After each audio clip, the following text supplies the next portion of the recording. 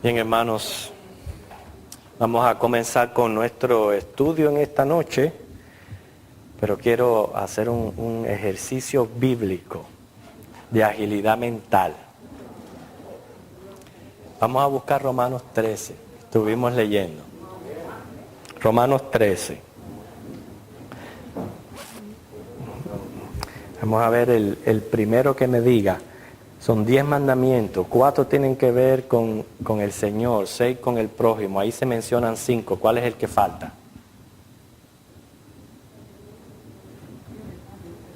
Agilidad mental. Romanos 13, 9.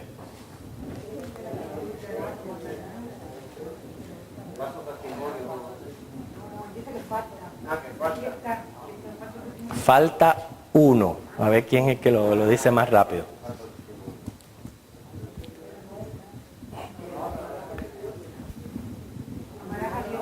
A ver.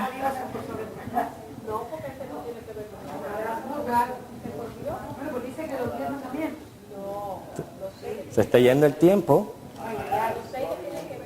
No. Hay 10 mandamientos, 4 tienen que ver con el Señor, 6 tienen que ver con nuestro prójimo. Ahí se mencionan 5 de los que tienen que ver con nuestro prójimo. Falta 1, ¿cuál?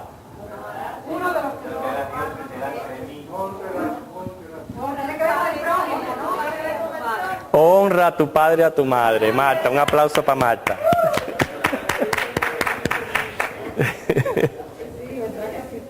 Muy bien. Vamos a 1 Corintios, hermanos, capítulo 3. Ustedes saben que los 10 mandamientos, 4 tienen que ver con nuestra relación con Dios. Y el primero que encabeza las relaciones humanas es honra a tu padre y a tu madre. Y de ahí están en orden los otros 5 que están mencionados. 1 Corintios, capítulo 3, versículo del 1 al 9.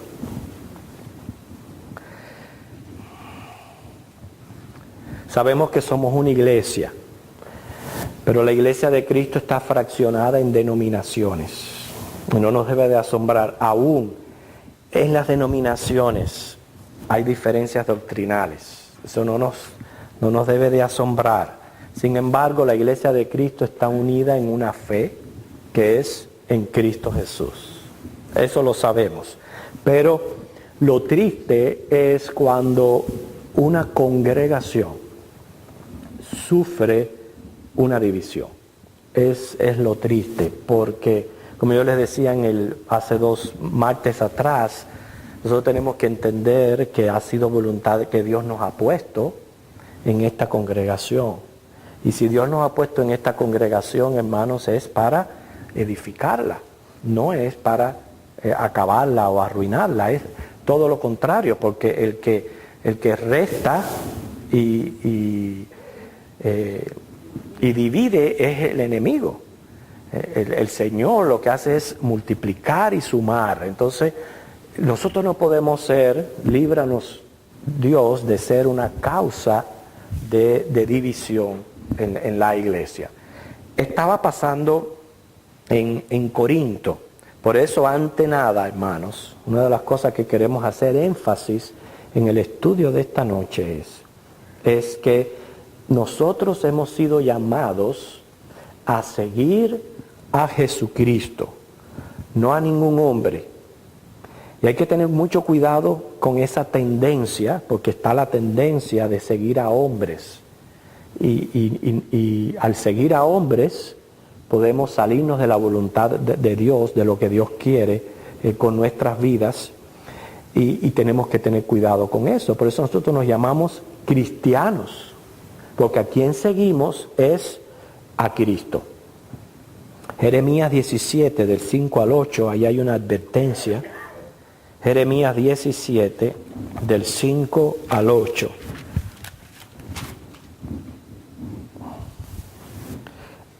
Así ha dicho Jehová, dice, maldito el varón que confía en el hombre y pone carne por su brazo y su corazón se aparta de Jehová.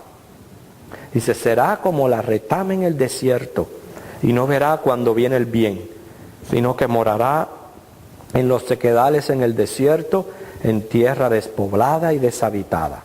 Sin embargo, dice, bendito el varón que confía en Jehová y cuya confianza es Jehová. Dice, porque será como el árbol plantado junto a las aguas, que junto a la corriente echará sus raíces y no verá cuando viene el calor, sino que su hoja estará verde y en el año de sequía no se fatigará ni dejará de dar fruto. Bueno, vamos a Corintios.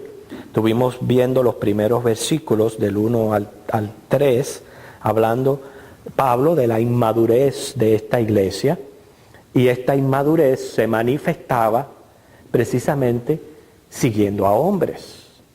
Señor, si el que fue a la cruz es Jesucristo, pues a Él es el que tenemos que seguir. No tenemos que seguir a un hombre que si me duele la cabeza es muy probable que no sea el que me pague la aspirina. Y tenemos que seguir a Jesucristo. Porque mire el problema que había en Corintios, dice el versículo 4, porque diciendo el uno, yo ciertamente soy de Pablo, y el otro, yo soy de Apolo. ¿No soy carnales? ¿Qué pues es Pablo y qué es Apolos? Servidores por medio de los cuales habéis creído. Y eso según lo que a cada uno concedió el Señor. Yo planté, Apolos regó, pero el crecimiento lo ha dado Dios. Así que ni el que planta es algo, ni el que riega, sino Dios que da el crecimiento.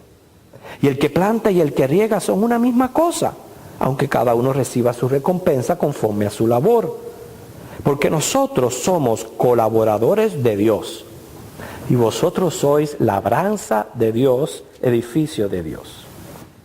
Se habían formado grupos y partidos dentro de la misma iglesia.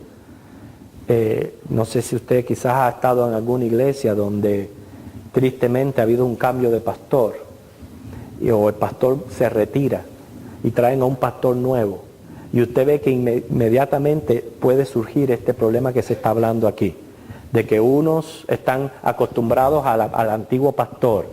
Viene el pastor, el nuevo pastor que no tiene nada que ver con el otro, y le cuesta más trabajo atender la iglesia por aquellos que lo que están es siguiendo al pastor antiguo. Y es más o menos, o sea que lo que está pasando en Corintios no es ajeno a lo que pueda pasar en cualquier congregación en que nosotros podamos estar. O sea, se formaron partidos dentro de la misma iglesia. Unos decían ser Pablo y otros decían ser Apolo. Bueno, Pablo sabemos que fue quien fundó la iglesia de Corintio. Y usted puede leer esto en Hechos 18, del 1 al 17.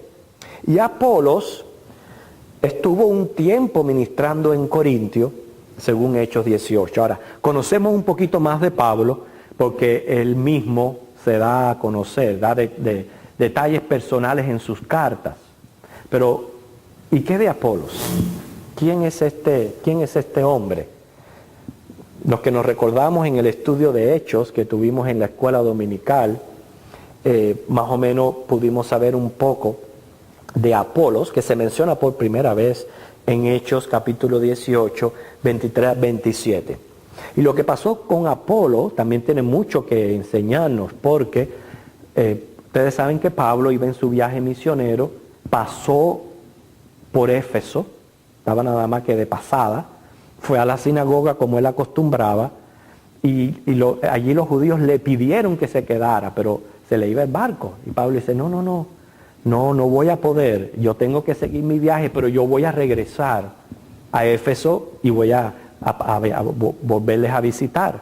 Entonces Pablo dejó a Priscila y Aquila ministrando en la ciudad de Éfeso, y dice que en uno de esos sábados estaban en la sinagoga, se presenta un hombre. Pues sabe que estaba la costumbre en la sinagoga que las personas podían pararse y hablar. Yo me imagino que de una manera ordenada, especialmente si venía algún extranjero judío, le daban la oportunidad de pararse y hablar. Como yo le diga ahora, Onelio, ¿te puedes parar y decirnos algo de la Biblia? Entonces algo así pasaba en la sinagoga, y Apolo dice que se levantó, comenzó a hablar, y una cosa muy particular de Apolo, dicen que era bien elocuente. O sea, una persona elocuente es una persona que es atractiva, que atrae, no te duerme, sino que más o menos te envuelve en lo que él está hablando, de manera que llama tu atención. Y eso es un don de Dios. No todo el mundo tiene ese don. Sabes que hay personas que a veces te comienzan a hablar y tú por dentro te dices, pero ¿y cuándo se va a callar? Pero hay otros que no, hay otros que te envuelven. Entonces, Apolo era de este tipo, era muy elocuente. Dice la Biblia que él lo que tenía era el conocimiento del bautismo de Juan. Y cuando él comienza a hablar, Priscila y Aquila, que ya habían trabajado junto a Pablo y habían aprendido directamente de Pablo, oyeron algo que no es que no les gustó, sabía que él estaba erróneo con relación a las verdades del Evangelio. No nos debe de asombrar esto, hermanos, porque aún los mismos discípulos, ustedes saben que les costó trabajo tener un balance correcto entre la ley y la gracia. A ellos les costó mucho trabajo conectar la ley y la gracia. Así que cualquiera que no tuviera conocimiento, pues podía, como dice, decir algo incorrecto. Y Priscila y Aquila lo detectaron inmediatamente. Eso me llama la atención porque el Espíritu da testimonio a nuestro espíritu, ¿verdad? No solamente de que somos hijos de Dios, pero de detectar cuando alguien dice algo incorrecto que no es la verdad de la Biblia o no es la verdad doctrinal. Pero para usted darse cuenta de eso, usted tiene que haber estudiado esa verdad. Si usted no conoce Biblia, no conoce doctrina, no ha aprendido de las verdades fundamentales del Señor, usted viene cualquiera, le dice cualquier cosa y usted se la cree. Mira lo que está pasando con el supuestamente falso Cristo, que dice que está acabando por México y acabando con todo, consiguiendo seguidores. ¿Por qué consigue seguidores? Porque son gente ignorante de las Escrituras, ignorante por completo. Hoy Marta y yo estuvimos viendo en Primer Impacto algo que dieron acerca de, no sé si alguien aquí lo vio, acerca de las cenizas. ¿Usted lo vio? Y yo le decía a Marta, ¿qué clase de ignorancia? ¡Qué ignorancia! Pero el que conoce la verdad no solamente tiene que estar agradecido al Señor, puede detectar cuando alguien te está diciendo algo completamente incorrecto. Y eso sucedió con Apolo. Ahora, lo que hicieron Priscila y Aquila no fue, también hay mucha prudencia y madurez en esta pareja, porque no se le enfrentaron de inmediato, no lo avergonzaron en público, sino que dice que tomándolo aparte, con mucho amor, le enseñaron la verdad del Evangelio. Entonces, nos muestra cómo Priscila y Aquila, que habían madurado en ese aspecto, tuvieron una actitud correcta para tratar con este hermano que era débil en la fe. Y mire, un hombre con tanta elocuencia, con la verdad del Evangelio, iba a ser tremendo, tremendo siervo del Señor. Entonces, otra de las cosas que nos enseña el relato es que Apolo recibió con humildad aquel consejo y aquella sugerencia. O sea, no fue una persona altiva como estuvimos aprendiendo aquí los martes, de que son esas personas que prefieren sostener su error antes de reconocer que se han equivocado y no reciben. Cuando alguien viene y le dice, mira, esto está incorrecto, esto no está bien, no lo reciben. ¿Por qué? Por el orgullo de no darse por perdido, pero Apolo no fue así. Apolo recibió el consejo de Priscila y Aquila y luego él dijo que él quería ir a Acaya. Acaya era la región donde estaba también la ciudad de Corintio. Dice que él quería ir allí a ministrar a esas personas. Por eso fue que quizás se formaron estos dos grupos. Porque primero Pablo funda la iglesia, la forma, y entonces esos son el grupito que dice, no, nosotros somos de Pablo. Pero como también fue Apolos y les estuvo enseñando y ministrando durante un tiempo, pues se levantó otro grupo que decían, no, nosotros somos de Apolos.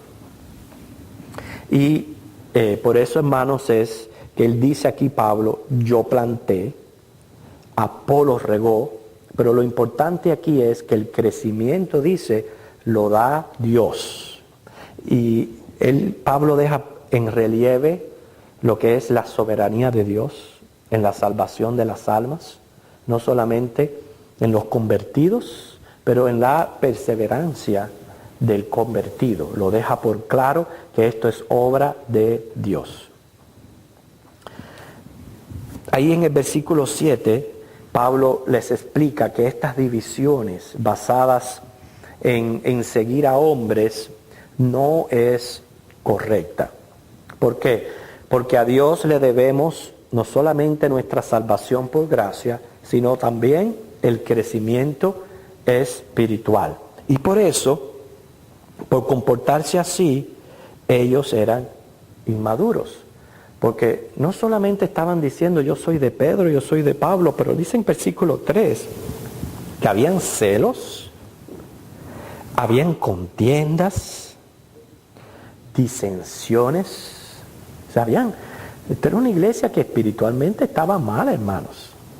No estaban unidos como el Señor nos manda la unidad. Por eso fue que estuvimos hablando primariamente sobre la unidad, la importancia de la unidad en el cristiano. No estaban unidos en un mismo sentir.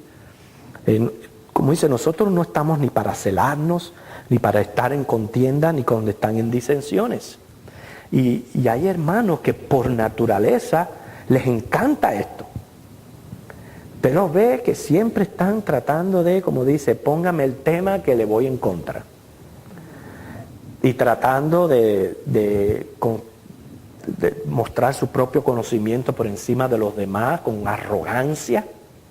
Y no se dan cuenta que precisamente lo que están es mostrando un carácter de inmadurez y una carnalidad, como dice Pablo en el versículo 3. ¿Por qué hay tantos inmaduros? Esta era una iglesia que ya llevaba su tiempo. Pablo la fundó y Apolo fue y les ministró la palabra. Y llevaban ya un tiempito. ¿Por qué tantos inmaduros? Es una pregunta que para mí es muy fácil de responder. Porque nosotros sabemos que nosotros, como dice ahí el versículo 9, somos colaboradores de Dios. Es muy cierto que no nacemos nosotros mismos, sino somos regenerados por el Espíritu Santo. Y es muy cierto que si el Señor no nos dejara el Espíritu Santo, ninguno de nosotros pudiera prevalecer y permanecer en el Señor. Todo es obra del Señor. Pero hermano, yo tengo que colaborar, es mi responsabilidad como ser humano, reconociendo mi debilidad, mi carnalidad, mi lucha espiritual, el usar las armas y las herramientas que Dios me ha puesto en mis manos para yo pasar de un cristiano débil, inmaduro, quizás hasta causante de disensiones y divisiones en la iglesia, a un cristiano maduro y fuerte que tenga la actitud de Priscila y de Aquila, o que tenga la actitud misma de Apolo, de recibir una sugerencia y un consejo. ¿Qué es lo que tenemos en nuestras manos? Bueno, el arma más poderosa que tenemos es el Espíritu Santo. El creyente tiene el Espíritu Santo, un arma poderosa. La otra arma que tenemos, nuestra nueva naturaleza. El cambio de naturaleza que ha ocurrido en nuestras vidas, que entonces nos permite hacer sensibles a la voz del Espíritu Santo. Otra herramienta importantísima, la palabra de Dios. Le añadimos la oración y la iglesia. La iglesia donde Dios me ha colocado, y usted sabe muy bien que según el Espíritu Santo es el plan de Dios que la iglesia funcione a través del desarrollo de dones. Y por eso que Dios da dones a la iglesia para que para que la iglesia se edifique mutuamente con el ejercicio de los dones. Ahora, ¿por qué hay inmaduros en la iglesia? Muy fácil de decir. Pueden ser que estén viviendo vidas carnales, en pecado, y están contristando al Espíritu Santo. 2, ¿qué tiempo le dedican al estudio de la palabra? ¿Usted cree que, yo me imagino, ojalá que me equivoque, que si un hermano viene una vez al mes a escuchar un mensaje de media hora, ¿usted cree que ese sea suficiente alimento espiritual para usted crecer? ¿Verdad que no? Si usted viene a una clase de escuela dominical y cuando llegó ese día ya la clase va por la mitad, ¿usted cree que usted pueda seguir un orden? Por eso yo siempre les digo, es tan importante el estudio sistemático de la palabra de Dios, donde usted empiece un libro y lo termine, como ustedes hemos empezado juntos a estudiar Primera de Corintios, y usted lo termina. Pero si usted viene un martes y después no se aparece a los 2 meses, ¿usted cree que este estudio de Corintios le va a ser favorable? Es imposible. Es imposible que así sea. Y como ustedes pueden notar, sobre todo con la asistencia que tenemos los martes, eso es lo que está ocurriendo en las iglesias. La gente no le está dando prioridad, valor al estudio de la palabra. Por eso yo les digo, ojalá me equivoque y cojan la Biblia todos los días en su casa y se pasen horas estudiando la Biblia, que me extraña. Me extraña. Porque en cuanto cojan una semana o un día la Biblia y comiencen a estudiarla como se debe de estudiar, lo primero que van a descubrir que dice la Biblia, que no te dejes de congregar. Entonces, si así es con el estudio de la Biblia, ¿qué de la oración, hermanos? Entonces, Dios nos ha dado armas, herramientas para nosotros llegar a ser cristianos fuertes en la fe, en doctrina, en conocimiento bíblico. Mas, sin embargo, no las usamos. Por el otro lado, estamos viviendo crisis en las iglesias donde ya no se le está dando prioridad al estudio de la palabra de Dios, sino más bien a las emociones y a las experiencias empíricas. Entonces eso le añade todavía peor la situación de la que estamos presentando aquí. Pablo les está advirtiendo en el capítulo 7, no se debe exaltar al hombre. En esto hay que tener mucho cuidado porque es nuestra tendencia. Es nuestra tendencia poner nuestros ojos, hacernos modelos de hombres, ponerlos delante, y no lo debemos hacer. Ningún pastor, ningún líder, ni ninguna persona tenemos que tener delante, sino a Jesucristo. Dice Pablo aquí, tienen que apreciarnos, y cuando él habla de ellos, está refiriéndose a todos los ministros de la palabra, tanto pastores como maestros. Ustedes tienen que apreciarnos como simples siervos de Dios, instrumentos en sus manos, agentes, no cabezas de escuelas de rivales. Pablo usa el ejemplo de la agricultura.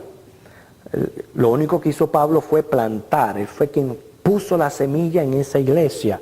Eso era algo que él llevaba en su corazón y Dios lo llamó a ser apóstol a los gentiles, de salir de Jerusalén, de Judea y de Samaria y llevar el evangelio a todas las criaturas, a todas las naciones. Alguien lo tenía que hacer, alguien tenía que empezar. Y Dios puso ese deseo y esa pasión en Pablo. Y muchas de las iglesias que Pablo fundó. Y esas iglesias que Pablo fundó, fundaron otras iglesias. O sea que Dios lo usó grandemente, pero solamente para ir y poner la semilla, que es el evangelio. Que esa es la obra de un misionero. Acuérdense que hay diferentes llamados. Está el llamado del misionero, que es aquel que pasa las culturas y se va para otros pueblos a plantar iglesia, y una vez que deja una iglesia ya plantada y funcionando, entonces hace así y Dios lo lleva para otro sitio. Está el evangelista que es el que va proclamando el evangelio, pero no tiene la responsabilidad del cuidado pastoral, de ese cuidado diario de las ovejas y de una iglesia en particular. Y están los pastores, y luego de los pastores también los maestros, pero todos son agentes de Dios. Y Dios tiene a ambos, los que vienen y siembran y también los que riegan como Apolo. Pero son una misma cosa. Quiere decir, tienen el mismo propósito y el mismo objetivo, que es trabajar para el reino de los cielos. Porque con toda claridad, Pablo dice aquí, no tenemos poder de producir vida. Y por eso que pone el ejemplo de la agricultura. ¿Cuántos agricultores hay aquí? No hay ningún agricultor, ni nadie que siembra. Nadie ha sembrado nunca nada. Entonces sí, las manos se están levantadas. Ok, o es que estaban dormidos. Ok, ustedes que han sembrado un árbol, ¿cuántas veces se le ha muerto? Y han perdido dinero y tiempo y todo. ¿Pueden, por más que ustedes se esmeren, darle vida a ese árbol? O decirle una semilla, vamos, levántate. El único que puede hacerlo es Dios, como creador. Es lo mismo con la palabra, hermano. Exactamente lo mismo. Lo único que podemos nosotros es poner la semillita. Luego viene Apolo y le echó agüita, le echó fertilizante. Pero al parecer esa agüita y ese fertilizante no fueron muy efectivos. Mira las condiciones de la iglesia. No había crecido. Estaban en inmadurez. Pero como Dios es fiel y Dios es bueno y misericordioso, está la carta de Corintios. Vinieron personas, le comentaron a Pablo lo que estaba pasando y Pablo inmediatamente escribió y les mandó a decir, mira, por favor, esta es la verdad. Ustedes no pueden decir que unos son de Apolos, y unos son de Pablo y unos son de Pedro, porque realmente somos de Dios. Si alguien fuera a perseguir adulación o idolatría, que procuran muchos líderes religiosos hoy día, Pablo estuviera en las nubes, feliz de que tuviera un grupo ahí en Corintio que era seguidor de él. Pero ese no es el verdadero propósito de un siervo de Dios. El verdadero propósito de un siervo de Dios es guiar a la iglesia a una mentalidad cristocéntrica, donde Cristo es el que es exaltado, donde Cristo es el que es proclamado y donde Cristo es el que es glorificado. Y por eso es que a los cristianos Dios les dice, pongan sus ojos en el autor y consumador de la fe, que es en Cristo Jesús. Hebreos 12, del 1 al 2. Ya termino con esto. Nosotros, los líderes, tenemos la responsabilidad de plantar y regar y llevar a las personas a una madurez donde tengan una mente cristocéntrica. Ustedes son responsables de, siempre se los he dicho, de quién les está enseñando, quién les está instruyendo y si está de acuerdo con la sana escritura. Esa es la responsabilidad de ustedes. Si usted se queda en su casa y usted no le da más énfasis y valor a la novela que está ocurriendo que al estudio de la palabra de Dios, esa va a ser su condición espiritual. Así usted va a quedar, un enano en la fe. Pero si todo lo contrario, como todos ustedes que le son fieles al Señor los domingos, los martes, cada vez que se estudia la palabra, ustedes van a ver un progreso en sus vidas espirituales y van a ser de gran provecho para la obra del Señor. Lo que queremos dejar dicho aquí, hermanos, gracias a Dios, no está ocurriendo en nuestra congregación. Yo no digo que no haya ocurrido en el pasado, pero gracias al Señor que yo creo que todos estamos unidos en un mismo sentir, ¿verdad? Y siguiendo a Cristo, siguiendo a Jesucristo y no dejando que ningún hombre venga a influenciarnos, ni dejando que ningún hombre venga y nos diga, no, vamos por aquí, no vayas por allá, ven por aquí conmigo. No estamos permitiendo eso, sino que estamos siguiendo a nuestro Señor Jesucristo. El Señor les bendiga.